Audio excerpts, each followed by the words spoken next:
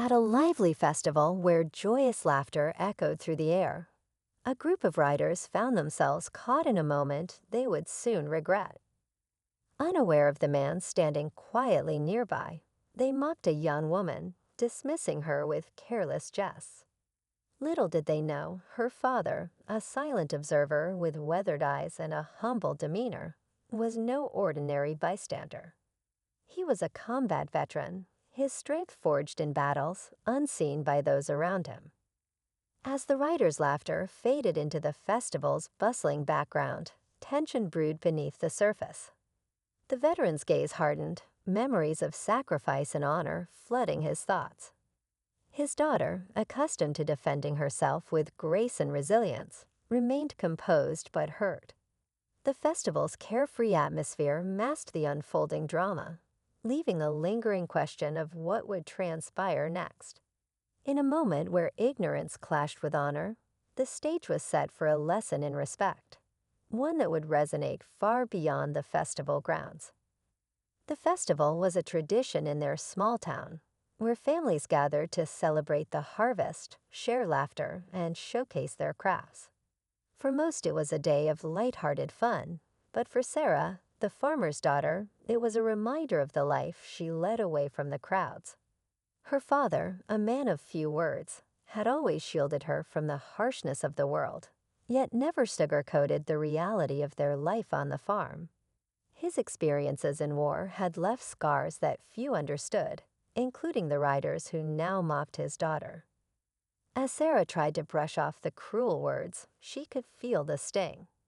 She had always known how to stand tall in the face of adversity, but this felt different. The riders, their laughter still fresh in her mind, were clearly unaware of the quiet figure standing behind them, the man whose silence spoke volumes. What did they really know about the man they mocked?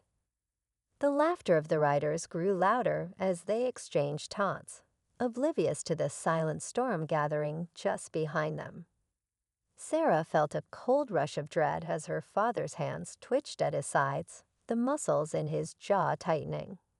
She knew that look all too well, the one that meant he was holding something back, something powerful and dangerous.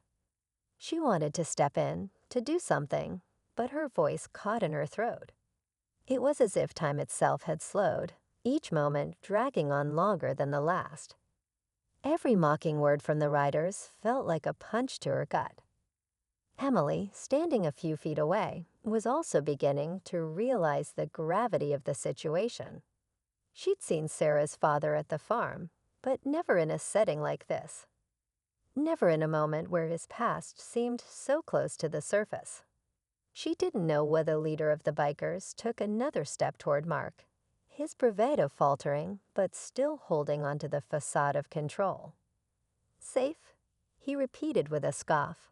"I don't think you know who you're dealing with." Mark's calm demeanor didn't waver. He placed the bag of chips on a nearby shelf, his voice steady.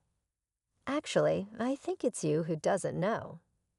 He let the words hang for a moment, his tone carrying an authority that cut through the room like a knife. Before the leader could respond, the delivery man, Mark's backup, moved swiftly, pulling a badge from his pocket. "FBI, everyone stay where you are." The bikers froze, their confidence evaporating as the reality of the situation hit them. Mark stepped forward, pulling his own badge and holding it up for all to see. "You've got two choices," he said firmly. "You can walk out of here quietly, or we can do this the hard way." The biker's bravado cracked completely, but before they could make a decision, another unexpected twist unfolded. The quietest member of their group, who had stood silently at the back the entire time, spoke up. "I knew this was a bad idea," he muttered, stepping forward. He reached into his pocket, pulling out a phone. "I'm done with this." To everyone's surprise, he dialed 911 himself, turning to the others. "I'm not going down for you." The leader's face turned red with rage, but he was out of moves. The store was surrounded now. More agents had arrived silently, cutting off any chance of escape. Mark's wife stood behind the counter, finally letting out a breath she'd been holding. But as the agents led the bikers out, Mark couldn't shake the feeling that something was still off. And when he caught the smirk on the quiet biker's face as he climbed into the squad car, he realized they might not have been the only ones playing a long game tonight. As the squad cars pulled away, the store fell quiet again, the tension slowly dissipating. Mark stood near the counter, his hand resting lightly on his wife's shoulder. "You did everything right," he said softly, his voice full of reassurance. She smiled, the weight of the night starting to lift. "I just knew you'd be there in time," she replied. Her father finally spoke, his voice softer now. "You deserve the truth, Sarah.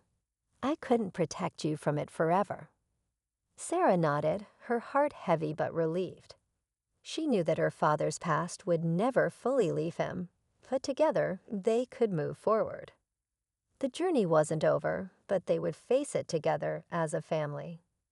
As they walked away from the festival, Sarah realized the real strength wasn't in hiding from the past, but in confronting it. And for the first time, she felt her father's true bravery, not just as a soldier, but as a man. As the crowd scattered and the tension began to fade, Sarah stood beside her father, both of them silent, yet more connected than ever.